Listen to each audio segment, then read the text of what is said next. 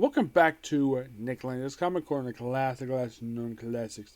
This episode number 2367 and Doubleshot number 2261. Now, we have basically a Doctor Strange Epic Collection, which I believe is going to be my last one to discuss, because I do have 3 of Doctor Strange trades to talk about, and those 2 are my last ones to discuss ever for Doctor Strange. Well, basically with those 3, I'll be caught up with Doctor Strange. And of course, there's a Hulk trade. Well, first we got Doctor Strange Epic Collection, Volume 9, Afterlife. Yep, this book collects issues 76 to 90 of the Doctor Strange Sorcerer Supreme title. Strange Tales, Volume 2, Number 1, the Doctor Strange Azkaban Edition, along with the one-shot, Doctor Strange, What Disturbs You, Stephen? Yes. The main issue of Doctor Strange Sorcerer Supreme released from April 1995 and was concluded in June of 1996. The Doctor Strange What Disturbs You, Stephen one shot was released in October 1997. Now, the Azkaban issue, the Strange Tale issue was released in November 1994. Your writers' issues are, this is a bit of a surprise. Those of you who know these writers, like, really? These people wrote Doctor Strange? Kurt Busiek, David Quinn, Evan Saldick, Warren Ellis, Todd Dudzik, Jane Matthias, and Mark Andrego. You're thinking, wait, Mark Andrego, that name sounds very familiar. Didn't he write Batwoman? Yes, he did. And I think it's the same guy who also wrote other books for Dynamite. The artwork is done by Ricardo Valgren, Peter Gross, Richard Pace, Mary Severn, who's been in several books I've reviewed, Mark Buckingham, who still does really good work to this very day, Patrick Zerchu, which I believe the most recent book he worked on, I think it was Aquaman, Pascal Furry, P. Craig Russell, and Gary Frank. Wait, Gary Frank. As in one of the artists for Justice League and who actually did one of the Shazam titles? Yep, same guy. The front cover, that's Gary Frank, Al Mogrum, and Faranga Ginchi, who also has the back cover with Peter Gross. Now, the Strange Tale issue, get this, features The Thing, Doctor Strange, the Human Torch, and Nick Fury, all in this one shot. This technically is Volume 3, Number 1. Yes, because it was a Volume 2 released in the 90s. And this was after this, I think, like, for Strange Tales, there was a few more volumes that came right after this one. Let me take a quick look here about that one.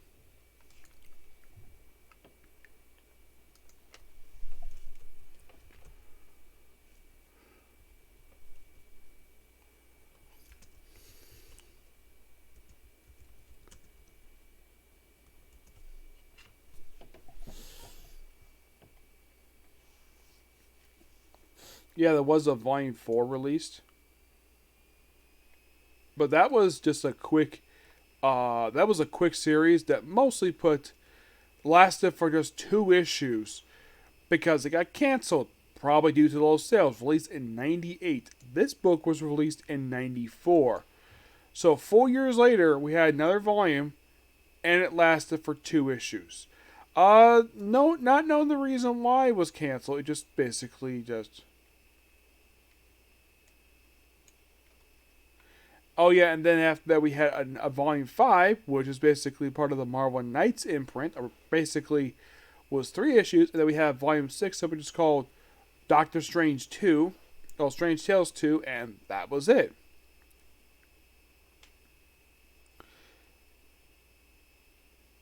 Yeah, and here's the strange thing though. Issues 2 and 3 were part of the Marvel Knights imprint, while first issue was part of Marvel Max. Yeah, it's like basically like they brought it back a few times. Now, the writers who does this one shot is basically just Kurt Busiek, and Richard Vega does the artwork. This particular issue comes chronologically between Strange Tales 110 and 111. That's mostly put exactly what for this book is. It's quite strange that we have a book take place between his first and second appearances. That's most what this one says. It's really good. Has a good opening scene where you have Nick Fury's shield falling through a freaking skylight. Yeah. which I thought would be so good. This one shot is so awesome. I loved it. I'm gonna get ready right now. This book is so awesome. This rating for the issue itself, I give it 10 because this book is so good. Can't say the same thing about the Strange Tale issues, about the Doctor Strange Sorcerer Supreme book, because this book is a bit weird, to say the least. Until I get past the Strange Tales one shot. It makes sense to include this in here because Doctor Strange was there. Now, let's talk about Doctor Strange Sorcerer Supreme title. Because for some strange reason, this book went through a bunch of writers.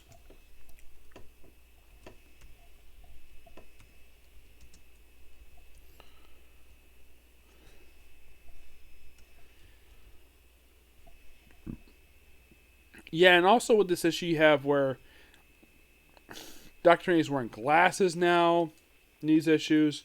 He's wearing glasses. He's basically like...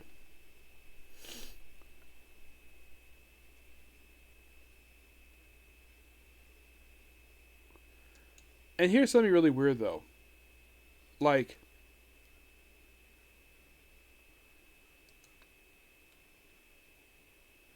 kind of continue a little bit from the previous episode. It's like it's not really dealt with that very much. Here it's like, oh, it's the main plot thread for this whole frickin' series. It's like you open up, like if you didn't read because they have Marvel as to collect those other issues I talked about previously. It's like Doctor Strange is running a company now. Oh, by the way, these opening issues are by David Quinn. And if you're really curious, how long did David Quinn write the issues that I published in this book? Well, he came book issue 60, and he didn't lead the book into issue 78. So yeah, he was only here for quite a while. So this book, he's only here, actually he left with 79. He's only here for 4 issues. Yeah, 4 issues and he's done. So he's got long hair, he's acting like a businessman. And you read these issues and you're like, what? Why has he got long hair? Because here he is, long hair, the cloak of invitation like a bathrobe. Like, what the heck is going on here? Also, he's got his own company. Yes, Doctor Strange's own company. And then basically, like, this lasts just for a few issues. With this whole, like, Jim Butcher stuff. Where he's got his own company, he's clean shaven, he's wearing a suit. Oh, by the way, his company logo is his personal logo. Now you're probably asking, where is Sanctorum? Not here. Yeah, the mansion is absent for these issues. Yeah, it's like it was here prevalent for a lot of the series, and then it just dropped because the whole thing was... Because I think Siege Darkness must have changed the book. And then we have this... He really has like a love interest in here. And here's the strange thing, though. No Clea. Clea is nowhere in these issues, but David Quinn does. There's also like Hello Nurse stuff in here. It's like... It is interesting stuff. It feels like... This does not feel like basically Doctor... Okay, you do see Clea briefly in issue 79. Because my guess is Marvel must not have been trusting David Quinn very much, so... They must have like let him go for this book because they probably were not liking the sales very much. So they're like, okay, we're gonna let him go for the book where he's like trapped in a dimension for a while.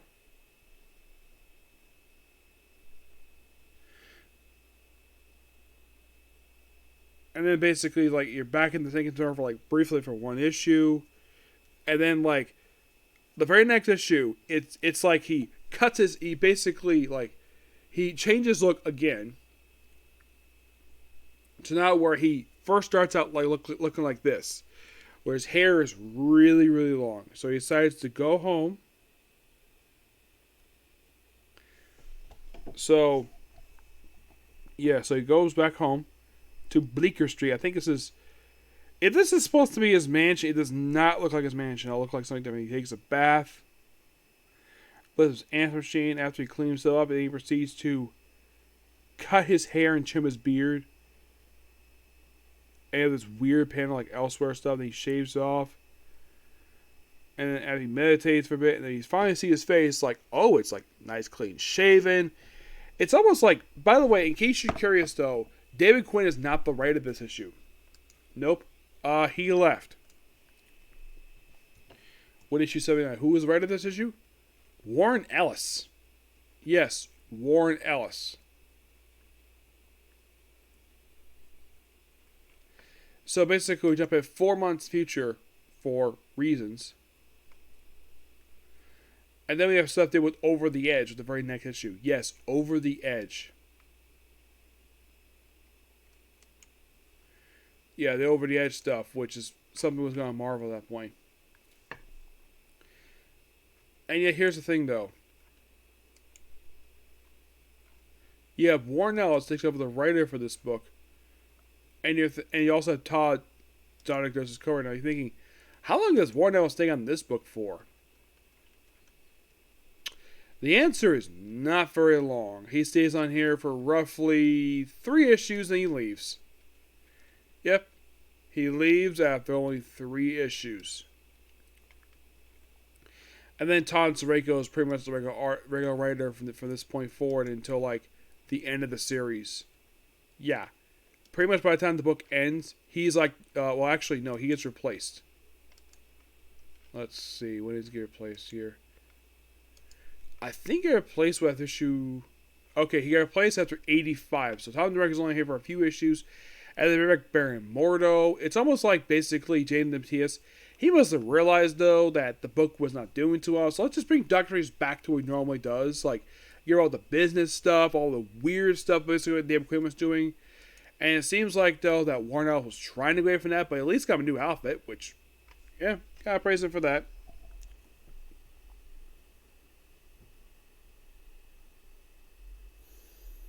Oh, and here's the outfit here, which you would sport starting with issue 80 to like pretty much the final issue of this book.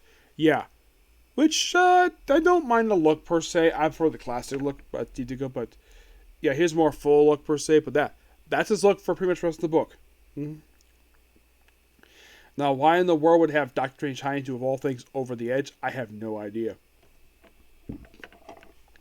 We even have guest appearances by Nick Fury, which, yeah, you don't really see Nick Fury pop up in this book at all that very much. No, not really.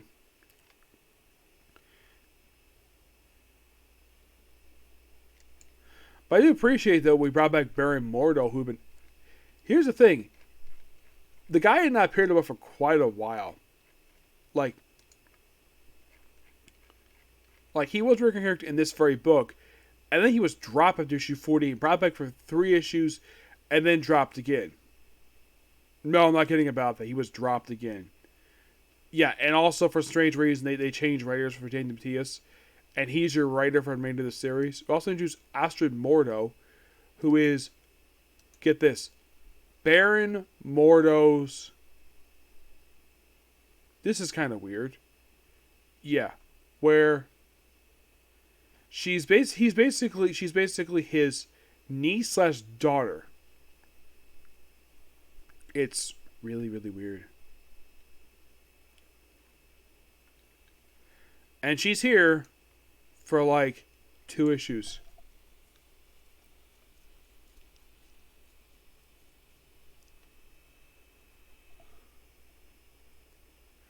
Yeah, I get this. Apparently, Baron Mordo decided to do something absolutely disgusting.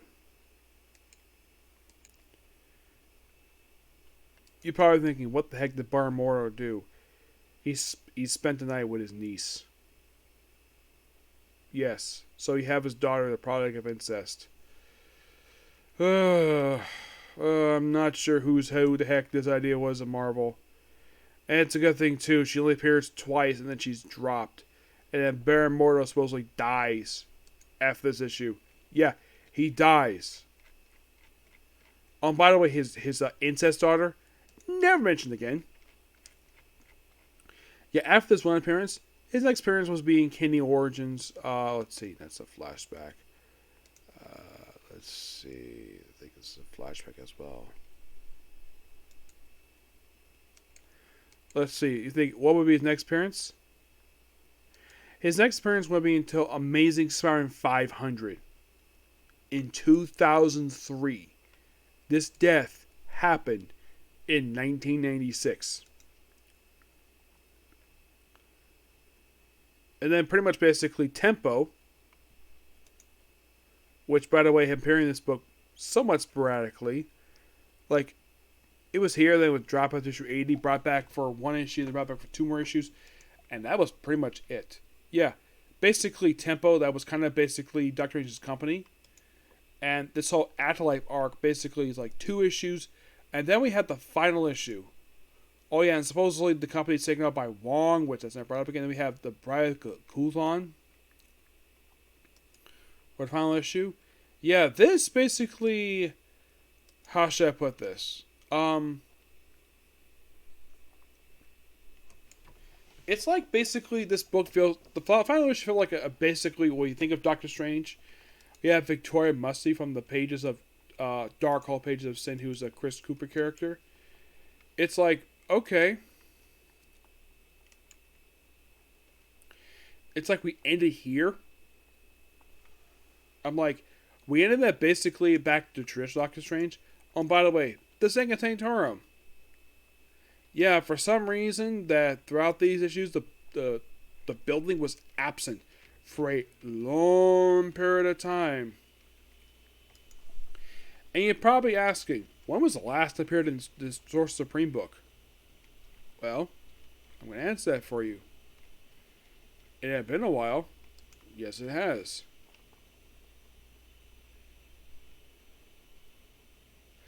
The last time it appeared was back in issue 67. You know, it did brief return for 80, 81, 84, and finally returned here, and then it's almost like basically the Afterlife stuff was basically just get rid of Tempo. It was not working, so I just write it out of the series and just be done with it. That's almost like JBT has basically just came on the book because he probably realized the book is getting canceled.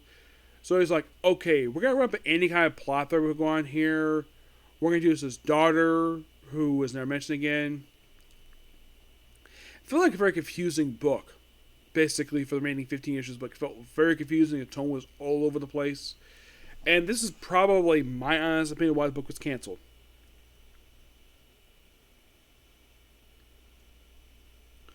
And then, like, here's the thing. There was another, like, the next thing Doctor Strange published in this very book here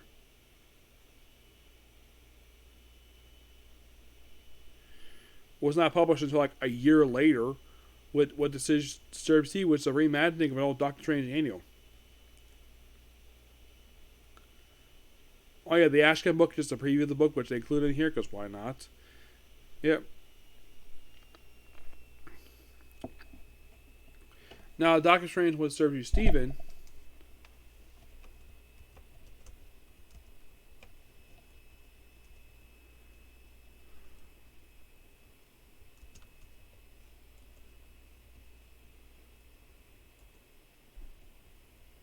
This, I believe, was like a reimagining of an old. It's basically an updated retelling of Doctor Strange and one done by Mark Andrigo. So, interesting though, the features sort of what we call Elektra, and she's only in this one shot. That's really all this book is. It's just a retelling of Doctor Strange #1, a really good annual by Marvel and P.K. Russell, which P.K. Russell will actually do the artwork for this book, which makes sense. Yeah, it's weird that this is the next thing released for Doctor Strange, and this comes a year after the book was concluded. Yeah, after the source was concluded, it's like my only guess is what happened of why the book was canceled, because the book was losing sales. It probably was losing sales probably because of the time, and probably because all the confusing, because the book was very confusing tonal wise. Now, even yes, this was a modern retelling of basically that annual. Excuse me. When this book concluded, with issue 90, what was basically his very next appearance? What was his first appearance right after the book was canceled?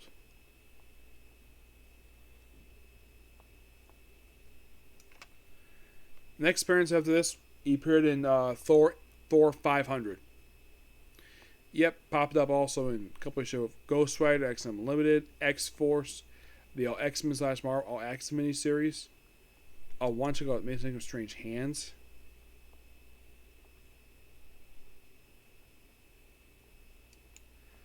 was a digital comic. Kiss Nation. It's like his appearances were very sporadic after this, but no, there's like no good. Like there was a book released like 2 years after someone was discussing in our Comic Corner, which is the Flight of Bones miniseries, released just 2 years after it was concluded. But that was actually released for him. Okay, and then you have the Defenders book, but I'll talk more about that later. But this book, it's okay. I wouldn't recommend people completions when it comes to Doctor Strange. And with this particular book here, I'm done reviewing the ongoing stuff for Doctor Strange. Yep. I give this book roughly an 8.5 out of 10. Yeah, and like I just mentioned here, that's pretty much it for Doctor Strange ongoing. Because that the whole series is completely reviewed up until recently. So it's up there. But we're not done reviewing Doctor Strange just yet. Aside from the recent stuff, there is like 3 miniseries left. Yeah, 3 miniseries, and that's it for him. And you're thinking, really? Yes, really.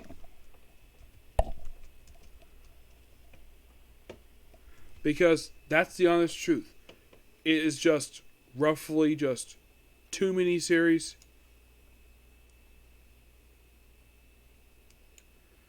Yeah, that's the thing with it. It's like just like I said, just 2 miniseries and actually 3 miniseries, and that's pretty much it when it comes to Doctor Strange. Yeah, there's roughly like nothing else left. There is an honest book that does collect a majority of the remainder of the series. So here's what's left for Doctor Strange: the Doctor Strange Flight of Bones, which I do have on here. The 2 trades look like Doctor Strange Volume 1, Volume 2. And that's it. Yeah, those 3 trades are the only things left. Well, there's also a Strange Encounter one-shot, which this book didn't cover for some reason. But I might cover that in the future. Yeah, I might cover that eventually. But yeah. But we're not done just yet here. Next we're going to talk about is Incredible Hulk Past Perfect, which this collects Incredible Hulk issues Volume 2, number 21 to 33. And this book went through a few writers. These are your writers for the issues. We have Paul Jenkins, Sean McKeever, Eric Larson, Femis Isa, Christopher Priest, and James Colliver. The artwork is done by Kyle Holt, Johnny Jr., Jorge Lewis, Joe Bennett, who will come back in the book for Immortal Hulk, John Boger, and the same writer artist. Yeah, this is something quite weird though about this book. It's like, now, I was kind of surprised I got my hands on this book.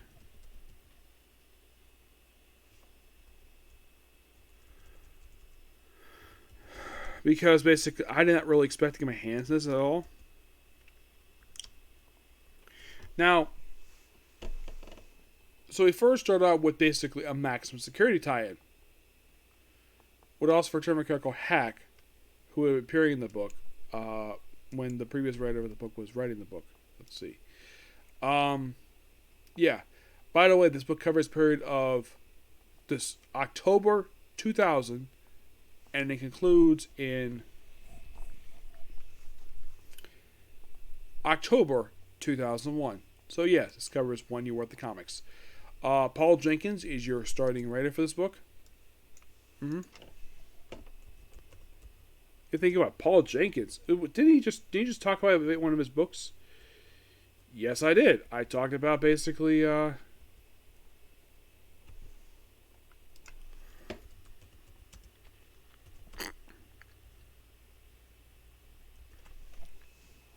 yeah, it was his Inhumans book. Now, he would only do Hulk. He actually was the writer of this book since issue 12. But this book would only collect basically a portion of the book. He would actually do the book into issue number 28 and come back for 30-32.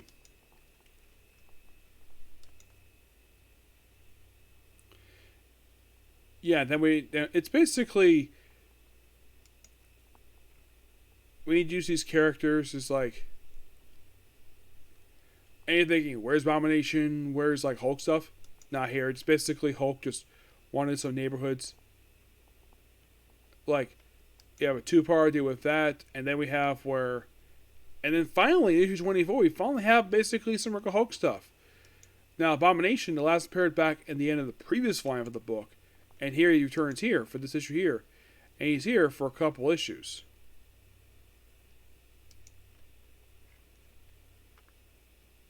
Yeah, when I read this, I'm like, oh, cool. The Abomination's back. Awesome. Yeah, and here's the thing.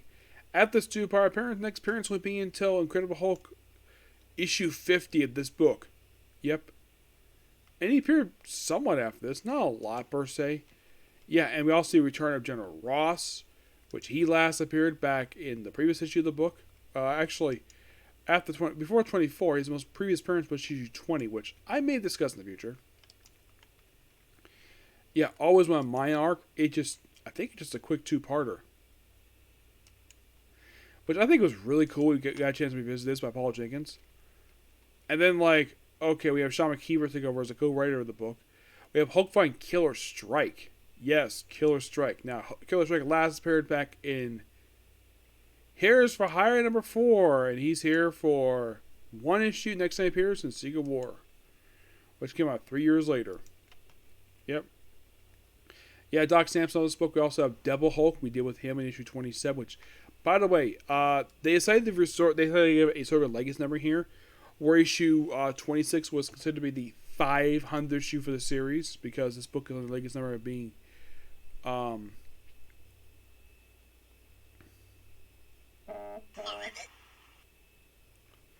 yeah, basically 27 is like 501, and it's Paul Jenkins' book. Yep, he's still writing the book. We have flashbacks Joe Fix in here. We also have the annual in here. Yep, the annual's here too.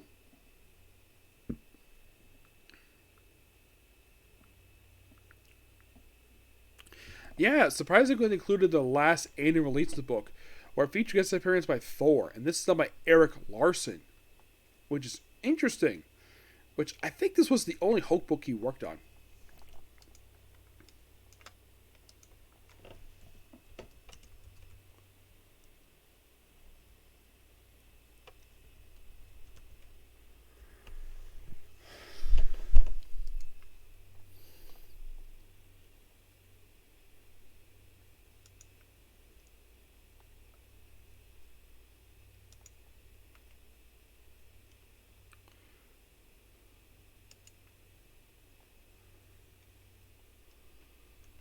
Here he is.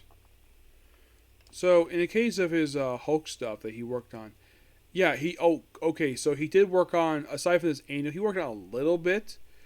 He worked on one issue of the first line for Incredible Hulk, the Hulk number 8, and in this annual. And I think that was it. Yeah, I think that was pretty much it when it comes to, because when he made Return to Marvel in 2000, he didn't do a lot per se, but that's pretty much what he did here. Mm-hmm. Yep. There we go. Yeah. Team with Hulk and then take on Fallon, who gets killed off in this issue. Well, yeah. Make it returns issue 148. And then with 29, basically we have Hulk versus Anonymous, who appeared back in Justice for Balance number 2, released in 94. Yes. Anonymous basically is this weird guy who's a Hulk villain. And this one, she's run by famous scenes, artwork by Kyle Holtz. Also, there's a supporting character, Angela Lockaby, who appeared in the book issue 12. And she's here up until issue 32, and then she's dropped from the book. Yeah, she is dropped from the book with no explanation of why. Yep. And then we deal with Return to... Let's see. What was the last issue we talked about here? Yeah. In issue 30, we have Return to the Leader. Yep. Who last appeared back in 1986 in Incredible Hulk 442. Yep, that was his last appearance. And in 31, you basically deal with his parent death in the issue. He next appears in the following issue. There's also a character called Redeemer, who just basically Red Hulk. Well, basically Ross. 32 deals with the leader, obviously. And then basically, like, He's like on screen issue 44, but yeah, the 32. This we're getting to 44. We also feature She-Hulk and Mr. Fantastic. It seems like we're kind of get back in there, and then we have the 100-page monster, where we have multiple stories. You have Queen Divine Justice, who last appeared back in Black Panther number 35. The opening story is of a Crystal Priest that's Tides. Vicious Circle is a reprint of Inker Book 204. All the rest of the book is basically a bunch of reprints. But that's pretty much all the books in a nutshell. It's a very interesting set of issues per se. It's like starts off slow at first, it gets a little better as time goes on, but it's still a really good book altogether. I'm gonna book roughly a 9 out of 10. Yep. So yeah, that's a particular review. I might get to do one more combat review. I'm not sure, but it just depends. Okay, next review. Bye.